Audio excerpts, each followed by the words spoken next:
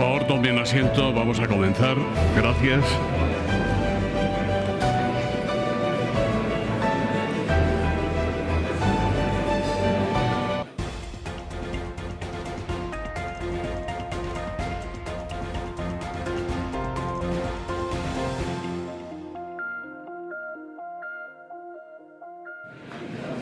Muy buenos días.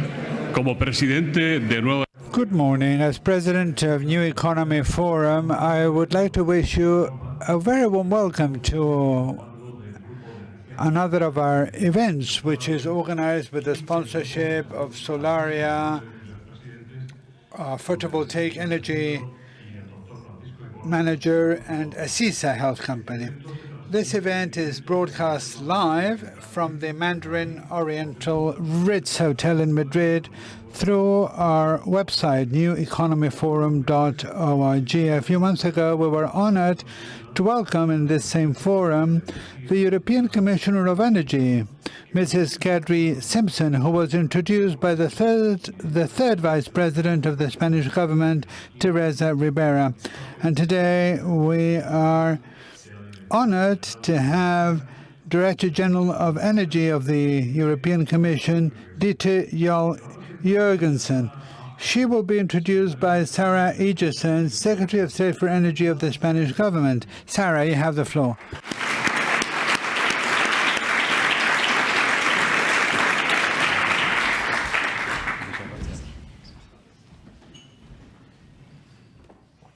Pues buenos días.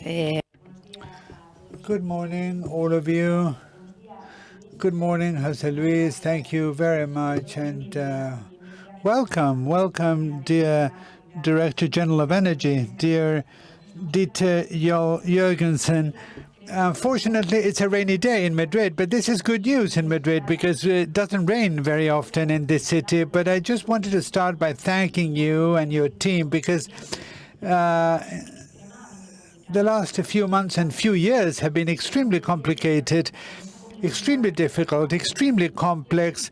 But in spite of that, we witnessed how dedicated you and your team were and how efficient you were in finding solutions that we're all very thankful for. So my first few words are just a very big thank you. And this session gives us an opportunity so that everybody becomes aware of the huge work done by the European Commission in terms of energy. But we're not here just to talk about what happened in the past, but also to speak about the priorities for the future. I can see a lot of familiar faces in the room, both from the realm of energy and from the realm of industry and the economy. In this room, there are key actors, key players in Spain who are here to hear firsthand from Mrs. Joergensen what priorities the European Commission has, both in terms of energy and in terms of the industrial policy and competitiveness. And Ditte has huge experience in all this. She has spent the last 4 years in the Director General of Energy, but before that, she was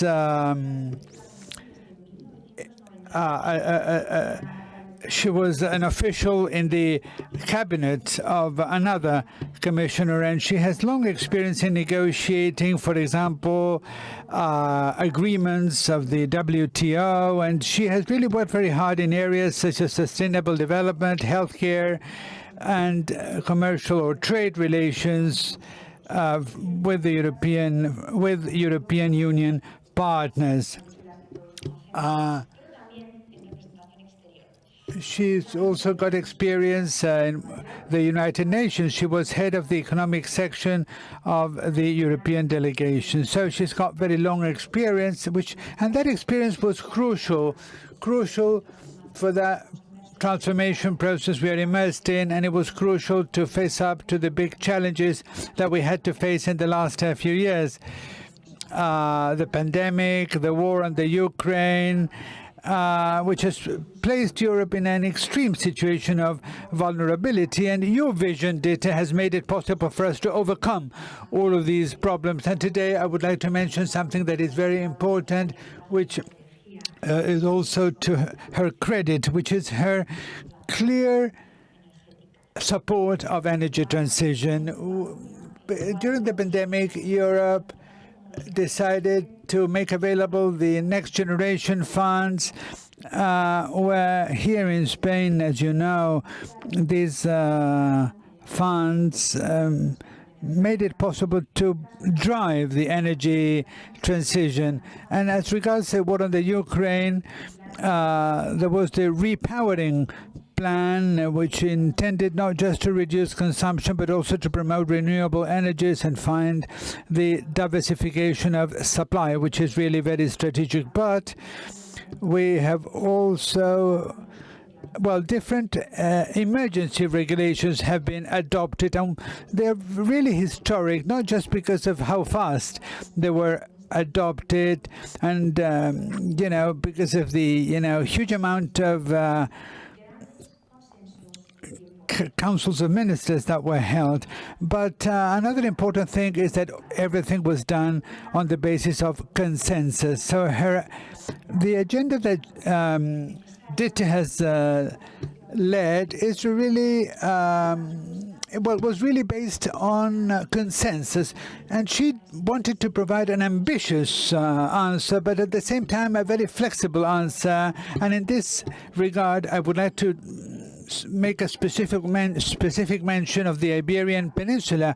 We managed to get this exception, this Iberian exception, which made it possible for us to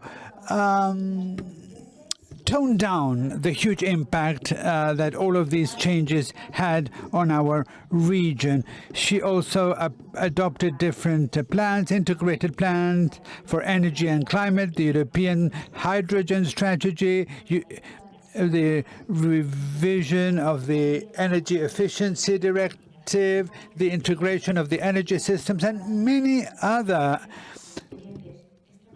remits that were really very complicated, and which the Directorate General for Energy has spearheaded with great success. And we're still working shoulder to shoulder with her in order to promote a reindustrialization plan, to promote sustainable, safe and affordable energy.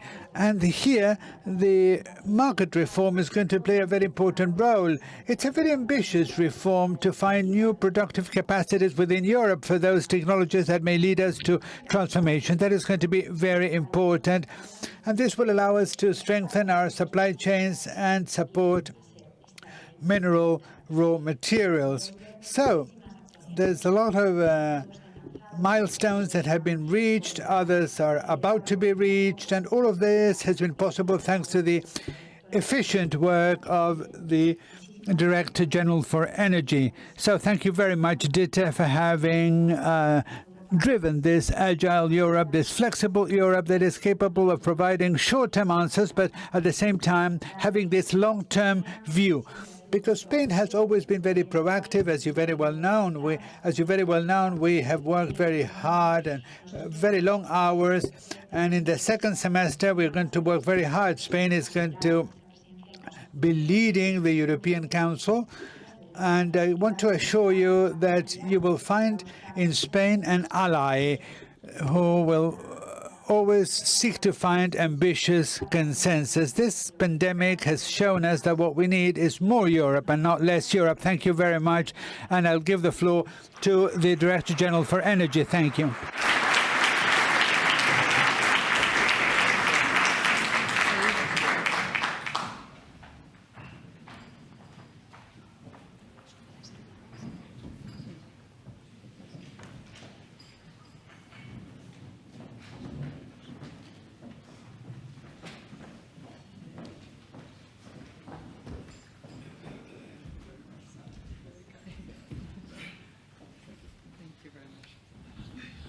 Muchas gracias, secretario. Thank you very much, Secretary of State, for your introduction. Director General of Energy of the European Commission, Mrs. Juul Joergensen, will now make a few comments about the energy situation in Europe against a background where there's still a lot of uncertainty and weaknesses. Director General, you have the floor. Yes, it's a real pleasure to be here with you today. Thank you very much, Sara, for the very kind introduction, the kind words. I think everything we have achieved because we have been working together very, very closely, Member States and the European Commission and the European Parliament throughout this last year. And in fact, it is 1 year, 1 week and 1 day since we put forward a plan, a suggestion, a strategy for how to move away from the dependence on Russian fossil fuels. We agreed to do that by reducing our consumption and saving energy, by renewable energy, fast-forwarding the transition, investing more in the deployment of renewable energy, and then through replacing the Russian supplies by supplies from more reliable partners and diversifying our energy mix.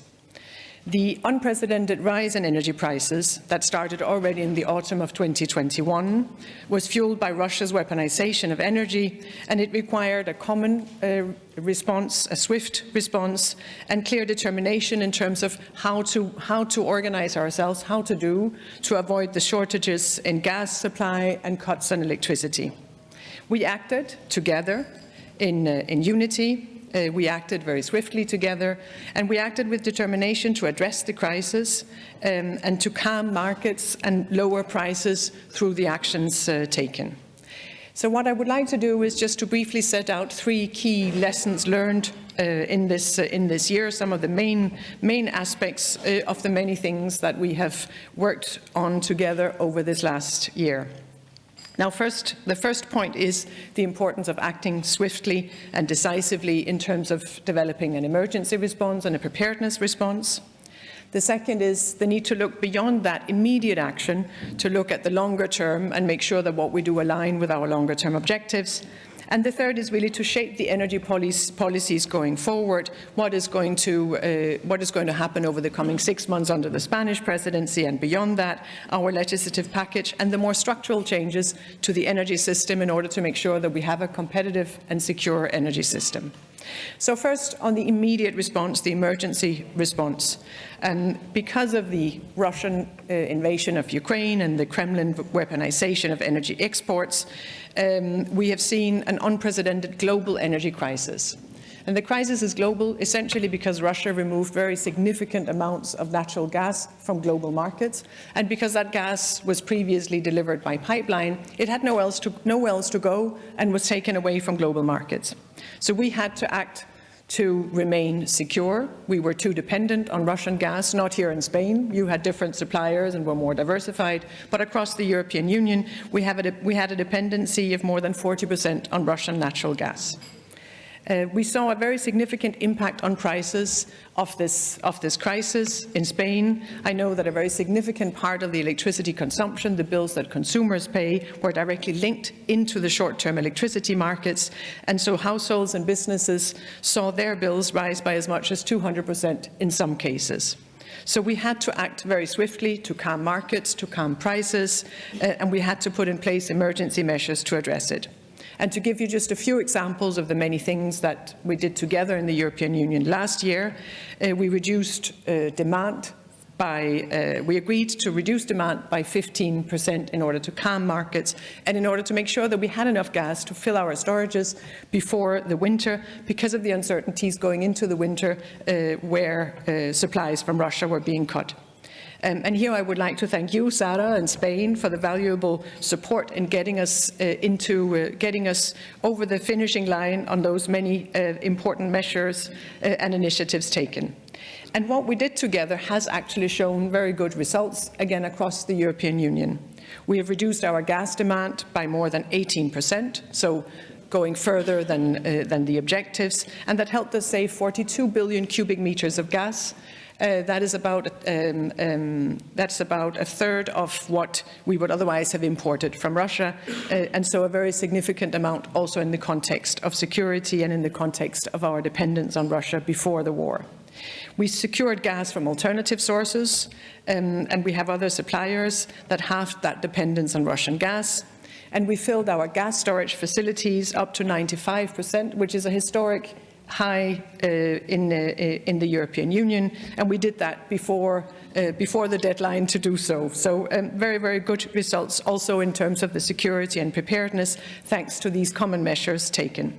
So we managed to get through this winter, the first winter of the war, without undue disruptions. We managed to bring prices down again to contain the very volatile energy markets that we had seen, and so important results there. Another example of some of the things we have been doing together is to go together for joint purchasing. It was something that was discussed already very early in the war and was proposed also by Spain. We've managed to create demand aggregation, Aggregate EU, a new European tool to bring buyers together and to do joint purchasing. And we just finished the first tender under Aggregate EU, which was largely oversubscribed, which is a good thing. We saw 110 companies sign up and significant interest both on the buyer side and on the supplier side. So a completely new mechanism, a new structure in our system where we together can secure supplies hopefully at reasonable prices and help calm markets. So another example of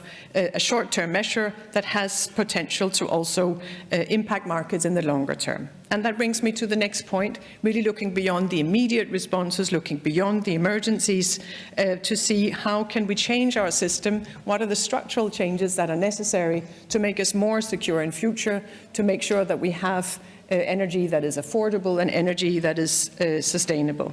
And for that, of course, the main answer is renewable energy, an increase in renewable energy sources, an increase in renewable electricity generation. Renewable energy, wind and solar in particular, is both cheaper, it is more reliable, and it is homegrown in Europe. And so we have agreed to increase our renewable energy generation, our renewable energy production across the European Union. Under the plan Repower EU, to reduce our dependence on Russia, we set an increased target of 42.5% for renewable energy by 2030. I know Spain has an ambition at that level as well and have invested very significantly also over this last year. And we have made good progress across the European Union over this last year. We had more electricity generated from wind and solar than from natural gas. And so we have again made significant changes to the system and significantly increased installed capacity over the last year, more than we have done before. We need to continue that. We need to double the installation rate in order to achieve our 2030 targets, not just to arrive at the targets, but to make sure that we have access to secure, affordable and clean energy. So we're going to need significant investments. We have Repower EU, we have the national resilience plans that will help into that, and Next Generation EU, so significant investments also at European level, but of course private investments will be important in this context. We've done many things to accelerate the rollout of renewables. We have accelerated permitting, trying to remove some of the main bottlenecks for investments and deployment.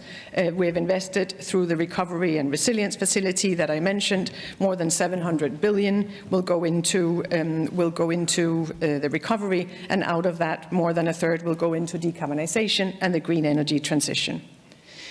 The International Energy Agency analyzes or assesses that the Russian war has brought a significant acceleration to the clean energy transition by around 5 to 10 years, if not more. We will see what happens over the coming years and how we make our emergency response and other align with and support our longer-term objectives.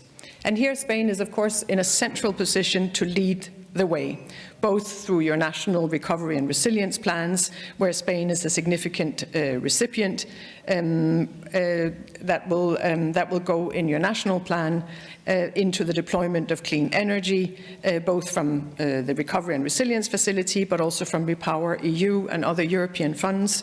So Spain will allocate more resources to renewable hydrogen than the entire European Hydrogen Bank. So a very high level of ambition in terms of the green energy transition and the development of other energy sources and energy carriers. And that also means that there are important decisions to take at national level where to target the investments that are coming, including from these European funds, and what is the most efficient way, what is the best outcome. And that brings me to the third point, the last point that I wanted to make here in terms of the lessons learned of the crisis. How do we shape our energy policies going forward, also in the longer term? We have done that through some of the emergency measures that could become structural, and where we have set new targets and new ambitions and new legislation. But we need to continue the work for the energy transition to remain secure and to have affordable energy as well. And again, with your presidency coming up, Sara, you will be playing a crucial role at what is really a critical moment for the European Union and for European energy policy, also in the context of security, both energy security and climate security.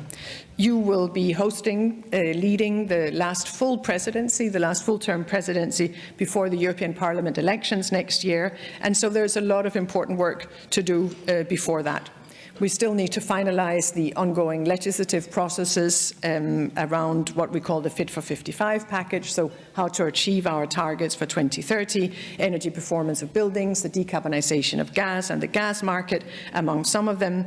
And then, as you mentioned, the electricity market design, where we made a proposal earlier this year, where we're really trying to bring it through to adoption very, very quickly, to bring clarity and certainty around the electricity market, and to avoid short-term measures that create uncertainty for investors and risks disincentivizing investments. As you also mentioned, we have made proposals in the field of competitiveness and industrial policy, the Net Zero Industry Act and the Critical Raw Materials Act, aiming to make Europe more competitive, aiming to make sure that we have the best possible investment climate also for the clean tech industries, and aiming to make sure that we have supply chains that are more secure, that we are more resilient in the changing global environment. And then we have a significant amount of work happening together with member states and in member states, including the update of the national energy and climate plans that will help shape and frame the policies at national level and make sure that all these national measures and policies contribute to that competitiveness and to that transition, benefiting, of course, from the grants under Repower EU and under the Recovery and Resilience Funds. So very busy days, I think, for all of us working in energy, busy days in Madrid, in Spain, and I'm very glad that you have the presidency coming up now at this critical moment. As you have said, you have been a contributor to making the changes happen, taking the decisions that have been necessary to address the crisis in a swift and effective manner. We have seen that we work best when we work together. We have seen the need for European solutions in what is an unprecedented global energy crisis and the Russian war in Ukraine. And so I think when we look back, we can see that that was the right thing, working together. And I hope if we look a year forward, we will be seeing the good results of your presidency and Europe coming out of this crisis in a way that is strengthened and more united and energy secure. Thank you very much.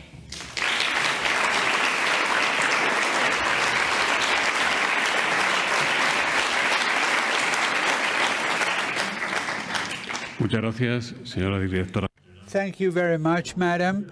As a result of the invasion of Russia on the Ukraine, and as you mentioned, the European Union suffered an unprecedented economic, energetic crisis, both with respect to prices and energy security. My question is, how effective were the measures adopted by the European Union?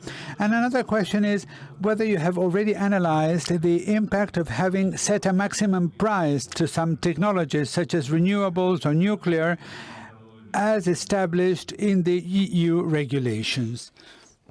Thank you very much for the... Oh, it was very loud. Or is it only because I hear myself? Apologies. So thank you very much for the question. So it's interesting to look back at this year of crisis and looking at what measures did we take and how have they impacted the markets. When we put forward the plan, the Repower EU plan, with the objective of reducing our dependence on Russian gas by 2/3 before the end of 2022, most analysts said this is not possible. With this high level of dependence, with a 40% dependence on Russian gas, with a dependence on pipeline gas, you simply cannot reduce it by that amount in a year, in less than a year. And we did do it. And so the short answer to the question of how successful have we have been successful. We managed to reduce the dependence on Russian gas. We managed to build new relations with new suppliers. We managed to build the infrastructure needed, because most of our gas flows in the European Union before were essentially east to west, relying on Russia, with the Iberian Peninsula being an exception to that, and not as connected with the rest of Europe in terms of the infrastructure. And we've had to change infrastructure so that gas could flow from west to east, or from south to north, or north to south. So very significant investments and very significant measures have been taken to make it happen, and we did make that happen. It hasn't happened without a cost. Energy prices soared throughout last year as a result of the war. To give you an example, in August, gas prices were at the highest ever level, at €340 per megawatt hour, and so it has come at a cost also for consumers, for households, for businesses, and that's why we have had to intervene to make sure that markets function better. The short-term intervention on that was what you're referring to in your question, an emergency measure that set a revenue cap at €180, creating revenue that would make it possible for governments to compensate consumers and businesses for these very, very high prices. This was an emergency measure put together at a time when, or suggested and introduced at a time when prices were very, very high. I mentioned the €340 in August. Prices just yesterday were down below 30 at €24 per megawatt hour. So you can see the very significant shifts we have seen in market thanks to this combination of measures in reducing our demand and increasing supply from other sources. The World Summit, the COP28, the World to be held in November in the UAE under the presidency of an oil businessman, will be a very important meeting for decarbonization and for the Paris Agreement, where the contribution of the Mr. Arias Cañete, his contribution was essential, and he is present here in this room. So the European Union has always taken the initiative in these negotiations. What should be the role of energy policy in the COP28 summit? I think this is a very, very good question, as we are looking at how do we implement, how do we respect the outcome of the Paris COP that Commissioner Cañete was leading, which was a very impressive outcome, and the outcome where we agreed to try to maintain the temperature increase to 1.5 degrees. We are not on track at all. You can see weather developments here. We see it across Europe. We're not on track to respect the 1.5 degrees Celsius target, and so we need to accelerate. We need to take action. And in that context, energy policy is absolutely critical. Energy, either energy production or energy consumption, represents by far the most important part of greenhouse gas emissions, whether it is CO2 or whether it is methane that is emitted in relation to fossil generation, fossil extraction. We need to take significant action in the energy sector. And the expectation going towards COP28 later this year in the United Arab Emirates is that energy will play an increasingly critical role. And here the European Union has a significant contribution to make, because we have experience in setting targets for ourselves for renewable energy, for energy efficiency, setting targets for phase out of coal, and Spain has been taking very ambitious measures in the phase out of coal.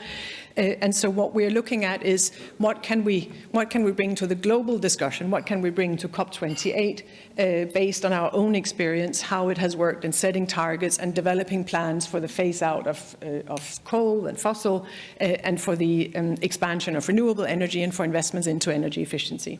The President of the European Commission, Ursula von der Leyen, recently at the Major Economies Forum made a suggestion for global targets, global ambitions on renewable energy and energy efficiency to help phase out fossil faster. So that is what we're working on towards COP28. We look forward to be working with the Spanish presidency around that. But this COP later this year is really a critical one because we are not on track to meet the targets. We're not on track to respect the Paris Agreement that was reached by Commissioner Cañete.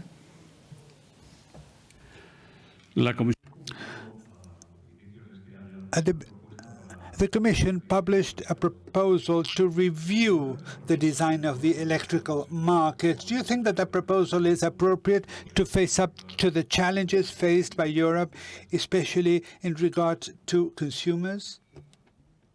Yes, I think we have a good proposal, and we have a very swift engagement both by member states in Council and by the European Parliament, so the two co-legislators. We have an electricity market design that has built a well-functioning European electricity market. We have significant interconnectors across Europe, and so the combination of the electricity market, where we make sure we always use the cheapest energy where that is needed, and where we make sure that if one region or one member state does not have sufficient electricity, we saw last year, for example, that the maintenance of nuclear in France significantly decreased their electricity generation, and France changed from being a net exporter to being a net importer. And this is possible because of the electricity market. So the electricity market design over the last decades has given us cheaper electricity. It has helped incentivize investments into energy, in particular green energy generation, and it has helped keep us secure. We have avoided blackouts compared to many other significant markets. So we have a good electricity market design. But what we saw during the crisis was that the current electricity market design is not quite fit for that purpose. It was not quite fit for helping us in the crisis. We saw the significant impacts on consumer prices, on households and on businesses in particular, which essentially was a result of a gas crisis that had a spillover into electricity markets and into consumer prices. We've also seen that some of the short-term measures taken nationally could put into question the market functioning and could create uncertainties. And so it was clear that there was a need for a more common response to some of these challenges, a need to help protect consumers, and a need to make sure that the volatility and short-term increases in gas markets would not be felt as significantly, as strongly on the prices that consumers pay. So that is what the proposal aims to do, essentially try to strengthen the incentives for investments into renewables to again accelerate the deployment of renewable energy. It seeks to strengthen the role of consumers, empower consumers to make choices, to have access to green and affordable energy. And it seeks to make sure that the prices consumers pay is not as directly linked to this volatility, giving consumers the possibility to choose fixed price contracts, but also creating certainty around the renewables investments through power purchasing agreements or contracts for difference that create a longer-term framework for stable prices. So yes, I think we have the right elements in there to help us both be secure, but also to have affordable energy and to accelerate and incentivize investments into renewable energy. Solaria is saying that apart from the development of term markets, what is the Commission, how are you going to incentivize investments in renewables in the reform of the EU electricity market at the expense of gas, because the consumption of gas now is skyrocketing? Thank you very much. So a number of measures, as I said, in the electricity market design really aim at incentivizing investments into renewable energy. First of all, we seek to create a market that is more predictable and more stable, where prices are more stable, including through, as I mentioned, power purchasing agreements and contracts for difference that are long-term price arrangements that favor both the energy suppliers in the sense that they know they will have the return on investment, and that will facilitate financing and make financing and access to capital cheaper, better. But it also favors consumers, including large industrial consumers, that need to have predictability on what will the energy costs be in their overall business setting. We have suggested a number of other elements in the electricity market design to incentivize renewables, including some very technical measures on gate closure and how the markets function very, very practically, because it is more challenging to plan around renewable energy. It's more challenging to plan around wind and solar for obvious reasons. And so we need to make sure the market is adapted to that intermittency of renewable energy. So a number of aspects in there. We saw on the use of gas, on the consumption of gas, as I mentioned, we saw a significant reduction in consumption last year. That was driven partly by the measures taken, both the European measures but also national measures taken to save gas. But of course it was also driven by the very, very high gas prices that we saw over last year. Now that gas prices have come down again, and in large part thanks to the measures put in place, now that prices are down, there is of course a risk that the demand for gas will go up again in that market context. And that's where we have to make sure that we have the right framework in place, and that there is awareness and that there is an interest in, also for consumers, in linking into renewable energy in these longer-term pricing arrangements. Sarah Lido from El Periódico. Does the European Commission support maintaining those caps to the revenues of utilities, as you have been doing, or as has been proposed? As I mentioned earlier, we introduced, the Commission made a proposal and Council agreed on a revenue cap on electricity from what we call the inframarginal sources, so the electricity that is lower cost compared to the gas-based electricity. The revenue cap was a necessary measure in this in the crisis, where prices were extremely high and where the prices were felt very strongly by households and businesses at this time. So we suggested this revenue cap that would essentially create funds that could compensate households and businesses. It was a measure that was necessary at that time. It was a measure that maintained the market mechanisms, so as not to put the functioning market out of function, because that would create risk to security of supply, but at the same time helping consumers and businesses in this situation. We're currently analysing, is there a need for the measures to continue or not? As I mentioned before, the price situation is very different now compared to last year.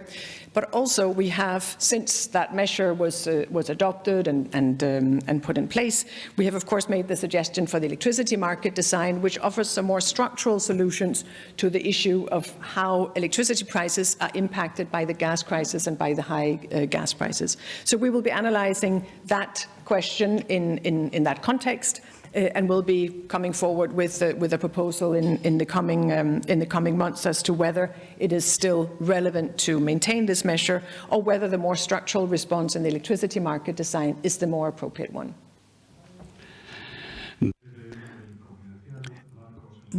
There is a journalist asking, well, he's saying that Spain has said that it will stop sending electricity to France if France uses it to cover the deficit left by the production of nuclear hydrogen. What is the position of the Commission in this respect?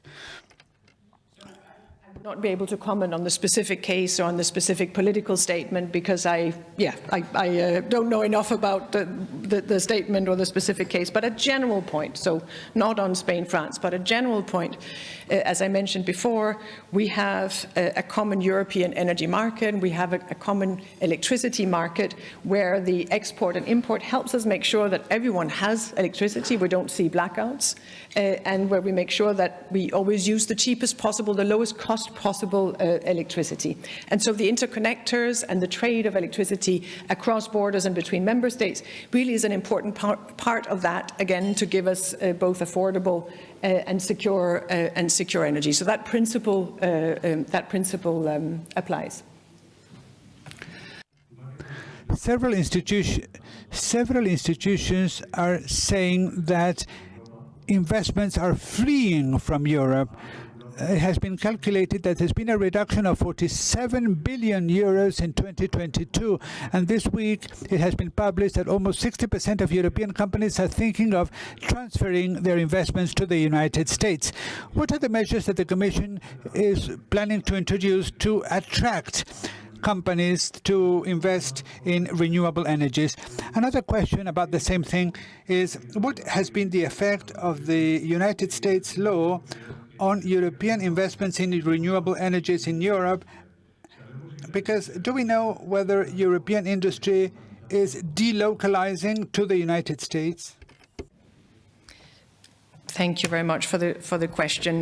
I think in terms of attracting investments into renewable energy, we actually have a very good track record, and we've seen significant additional deployment. Last year, as I said, it was really a record year in terms of deployment and investment into renewables, and we will do everything we can to make that, to continue that trend, because we need more renewable energy in our system. The most important aspect in that is to make sure we have a stable and predictable investment climate. If we create uncertainties around where we're going, what's the direction, what's the legal framework, what's the investment framework, then that is going to scare away investors, or at least it puts at risk investment. And so my first point here would be that the electricity market design as a structural response, as a structural adaptation of this market, is important, and it's important that we reach a swift agreement on that together with the Spanish presidency, so that we create certainty around what are the investment conditions, what is the market that we are operating in, that investors are operating in. So a clear structure, a predictable investment climate is an absolutely essential point in this. The second point is, what do we do specifically for clean energy technologies, for the net zero technologies? What do we do for our supply chain certainty? What do we do in relation to the critical raw materials that we're going to need for this additional deployment of renewable energy?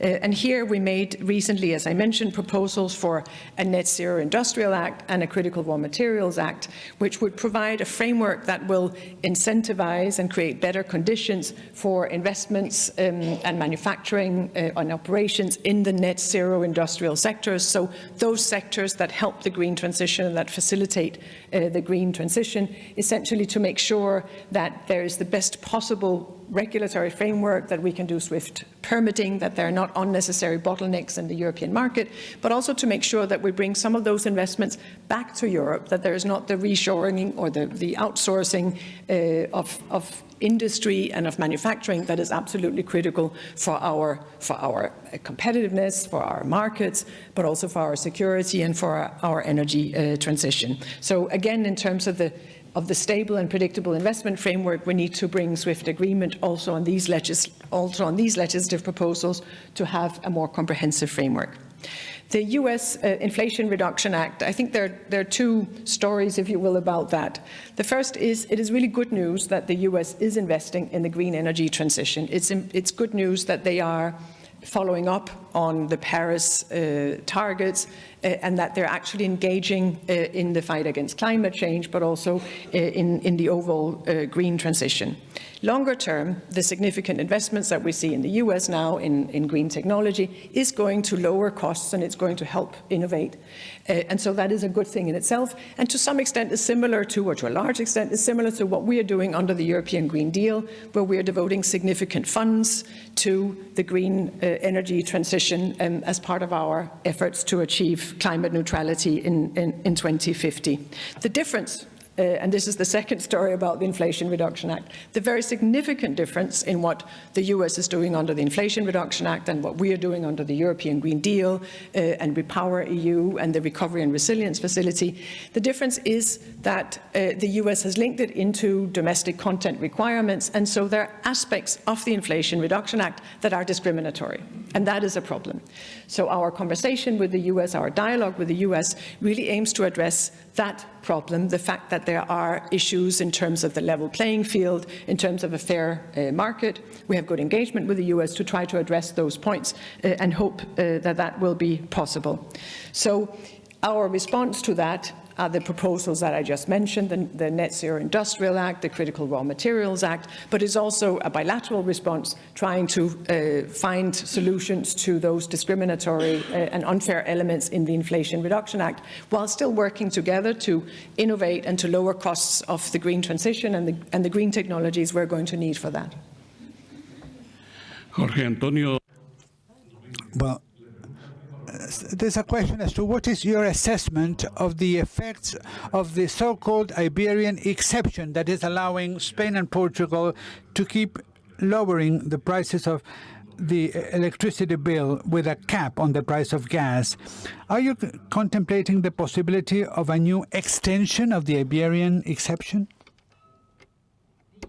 So-called Iberian exception is a national measure, a joint Spanish-Portuguese measure. So a possible extension or not is not for me to decide on. It's outside my field of competence. But if the two governments wish to extend it, we will, of course, be in very close dialogue to make sure that it happens in a way that respects the European regulatory framework. I think it is too early to assess the impact of that measure fully. So maybe a more general comment, which links into what we discussed before about the importance of the internal energy market, the internal electricity market, and the flow of energy across the European Union to give us the cheapest possible, the lowest cost possible energy, and to keep the energy flowing to make sure we don't have blackouts in the European electricity market. I also mentioned before the lack of infrastructure in relation to natural gas from the Iberian Peninsula with other parts of Europe. And you have a similar situation with respect to electricity in the sense that the Iberian Peninsula is less connected to other parts of Europe than other member states are in Europe. And so therefore a measure like the Iberian measure has a different impact here in the Iberian Peninsula and has less impact on the European overall electricity market compared to if that measure were taken elsewhere. And so I think it's important when we look at this measure, when we look at the steps taken by the Spanish and Portuguese governments, that it's placed in the context of a very specific situation on the Iberian Peninsula. And last short point on that is, as I mentioned before, in order to address this price crisis on electricity that we saw last year, the best response is a structural response in the electricity market designed to create certainty, to create predictability so that we can help create the best possible framework for investors, but also the best possible situation for both households and industrial consumers. There is another question. What is going to happen with in the immediate future of green hydrogen in the European Union? And then there is another question. What is your assessment of the different projects for private-public partnerships in different regions of Spain for the research into green hydrogen? One of these projects is in Andalusia. Very much for raising the issue of hydrogen, which is really a critical component of the energy transition and a critical component of European energy security, not here today, but as we go forward. So the context is essentially that we are going to need a significantly increased electrification of our energy systems because it is the more efficient way of using energy and generating energy. And that's going to be based on renewables as much as possible. And Spain has very high level of ambitions in that context. But there are some sectors of our economy that cannot be electrified. We can electrify our vehicles, we can electrify the heating in our homes through heat pumps, but the very large industrial sectors, some of those you cannot electrify. So those are the hard-to-abate sectors that are going to need other solutions to replace fossil gas in particular as part of their industrial process. And this is where hydrogen is important because it is another way to carry energy, it's another energy carrier, a cleaner molecule if we produce it based on renewables. So hydrogen is really critical in the energy transition, and we are seeing significant investments across Europe. We have a European framework for that. We have a European hydrogen strategy. We have announced the creation of what we call a hydrogen bank, essentially to help create a market, to help link the supply and demand side in a market that is not yet fully operating. Currently, hydrogen is a very, very small part of the European energy mix. It goes into feedstocks, into certain industries. And so to help that market take off, to help make sure we have the necessary investments, the Hydrogen Bank can provide funding and financing for that. So that's one of the elements we have. We're also creating a regulatory framework, again, to make sure that there's certainty and clarity for investors to help the hydrogen investments, the developments, the technology and the research take off. And then you mentioned specific research projects. We're making significant funding from the Horizon EU, our research framework of the European Union, into research into hydrogen, into electrolyzers, finding the best ways to do it, and enhancing, improving the existing technology. I'm not sufficiently well versed in the specific projects in Andalusia, so I would not comment on those, but it's clear that Spain and Andalusia have a particular advantage, or have an advantage when it comes to the hydrogen markets, the development of markets, essentially because the high share of renewables and the high potential for further photovoltaic in particular. So I think it's very good that these investments take place. It's very good that the research takes place, because that will be an important part of the future energy system, and important for Spain also in a competitiveness and an economic context to be a front runner in this industrial development. Muchas gracias, director. Thank you very much, Madam. Naturgy, a Spanish company, has a project which is to divide itself into two companies, one for regulated assets and the other one for liberalized assets. The Spanish Minister of Energy Transition said that this segregation is not a good idea because, in her opinion, it may jeopardize the transformation of the energy system and the provisioning of gas. So the question for you is, what is your position? What is the position of the European Commission with respect to operations of this kind, which may be undertaken in Spain or elsewhere in the European Union? So a decision of a company to merge or split up is a company decision. It's a business decision, a commercial decision, and so I'm not best placed to assess that decision, not in the specific case, but also more generally, it is a company decision, it's a business decision. What we have to make sure at European level is that when there are changes in the company structures, in energy companies, that those changes respect the European rules in terms of unbundling, in terms of the governance structure. So there are European rules that would frame it, but the decision is a business decision and not for us to take in Brussels. Antonio Valera says, the European Commission is highly efficient in establishing targets and requirements for companies to meet in order to reduce the CO2 footprint. But governments are very slow in granting licenses for business projects. And unfortunately, funds are not reaching companies on time. What is the European Union going to do to make all of this process more agile?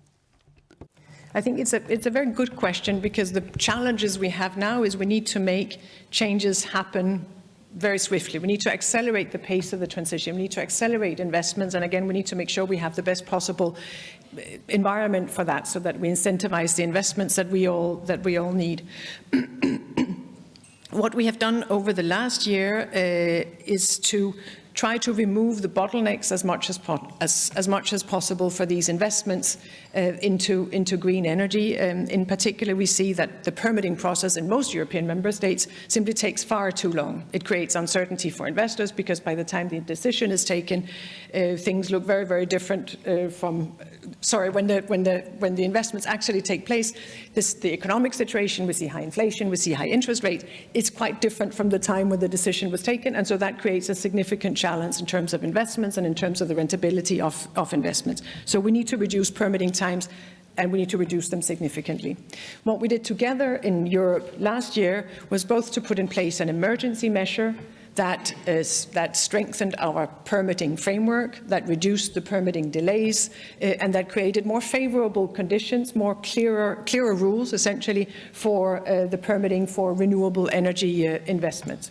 We also upgraded our more structural legal framework with proposals in the Renewable Energy Directive, which is the main legal instrument for renewable energy, and we have a political agreement on that, so we need to put those new rules in place as swiftly as possible.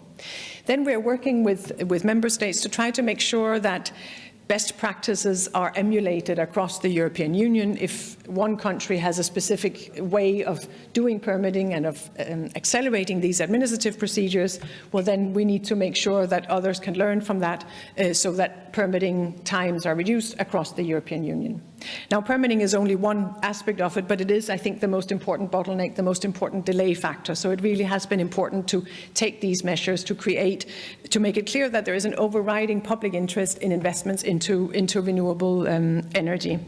The question also referred to delay in funds being distributed and making it to the recipients, to the beneficiaries. I think the way we have organised the significant funds available under the Recovery and Resilience Fund is a good example of how we can accelerate and facilitate, because there's such a close partnership between the national governments and the European Union, and it links into national plans, both the national energy and climate plans, but also the national recovery and resilience plans. And so hopefully some of those new ways of providing financing can also help accelerate the distribution of funds across member states, but also within member states. Clara Pinar is asking you whether you have examined the proposal to reform the regulated electricity tariff and whether you have any doubts about the ways of calculating it. When do you expect for the government to approve this reform? She's probably asking about the Spanish government. Thank you. It is a matter within discussion in the Spanish government, and so I don't think I'm best placed to respond to that. I think maybe again that more general point that the more certainty we have around the prices, the investment climate, the better, and so important to bring any changes through quickly at European level, and important to make sure we work together as much as possible. But I can't respond. I can't comment on the specific ongoing Spanish process. Señora Secretaria de Estado, usted. Madam Secretary of State, could you say something about this, please? This is just a bounce back.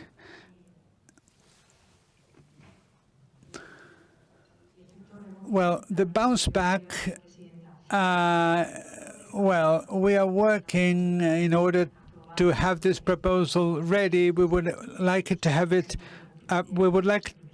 approved in this first half. So, you know, it's very soon. Okay, Clara Alcázar from KPMG is asking, what specific measures are you planning to implement to achieve an effective reduction, to achieve a reduction in the times of processing administrative permits? Because sometimes perhaps it should be better to prioritize speed to other considerations.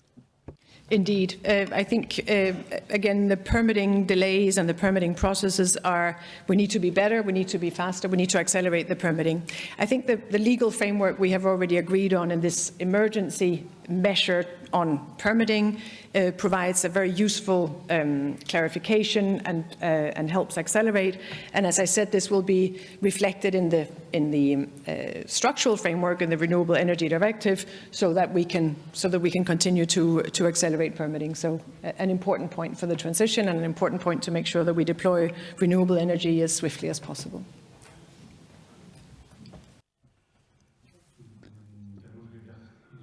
Unfortunately, we are coming to the end, but I'm going to ask you a question, because we were looking at some images of a meeting in the Oval Office of the President of the Commission and the President of Mr. Biden.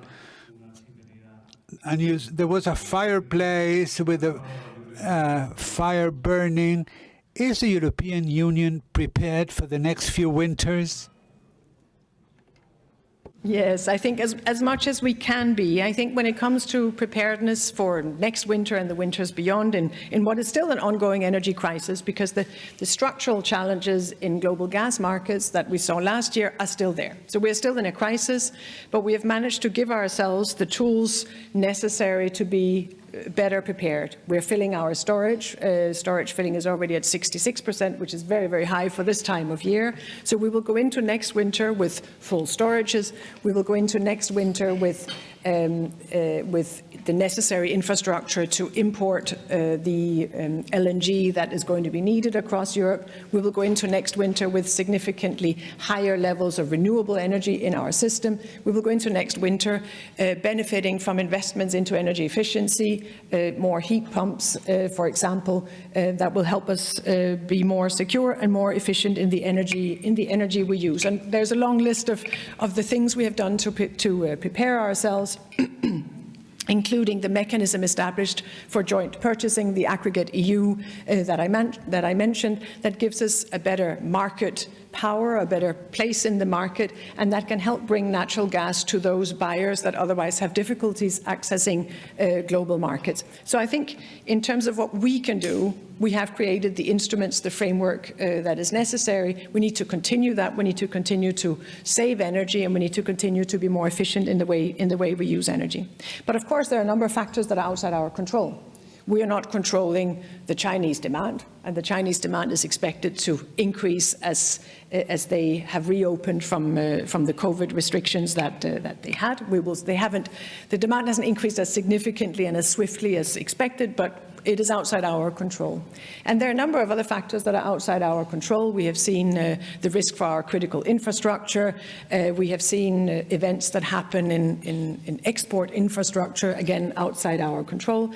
And those uncertainties, those elements of the crisis are very much there. So we are as prepared as we can be, but we need to continue to be vigilant and make good use of the energy we have, and to accelerate the deployment of renewables to stay both secure, but also to give us that affordable and clean energy that we need. Thank you. Ditte, le vamos a dar como...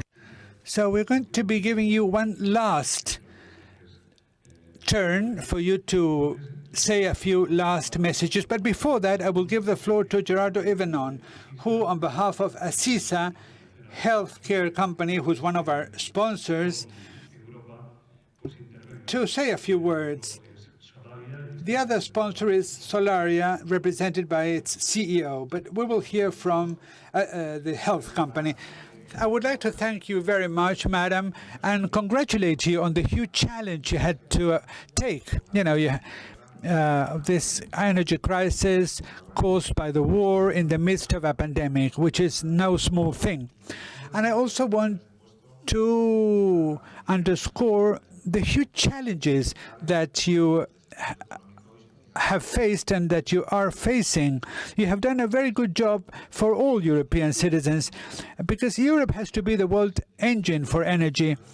And of course, Spain is a key player, and this is a very big opportunity for Spain, for Spanish politicians and for Spanish companies. This is a very important challenge that can help Spain and Europe a lot. So congratulations, madam, and thank you.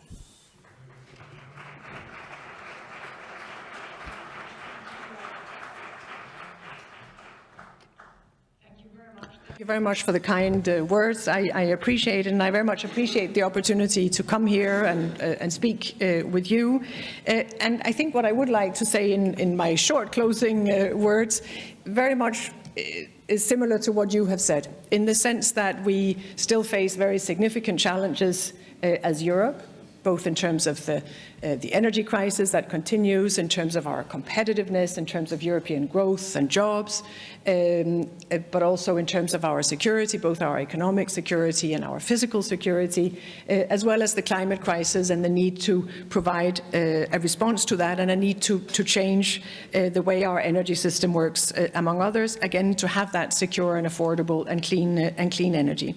And I think, as we have learned over this last year, if we were not already sure of that, is that we can do that best when we work together, that we need European solutions to what are essentially global challenges. And that brings me to Spain, because Spain has a critical role in this, both because you have the presidency coming in, and again, I think it is a very, very good timing. We look forward to be working with you, Sara, and colleagues during your presidency, because it is a critical moment for Europe, and we need a presidency to help bring that process, to bring that change forward. But Spain has an important role to play also in terms of the Spanish investments, Spanish business, Spanish energy companies and other companies for European competitiveness, for European supply chains, for growth in Europe. And Spain is uniquely placed in relation to renewable energy deployment, but also in a number of other sectors. And so I think the Spanish contribution to our security, to our competitiveness, to our transition is essential both at the level of the government and the Spanish presidency, but also very much at the business side of things, the investments, the continued innovation and development, where Spain can play a critical role and has played a critical role. So thank you very much for that.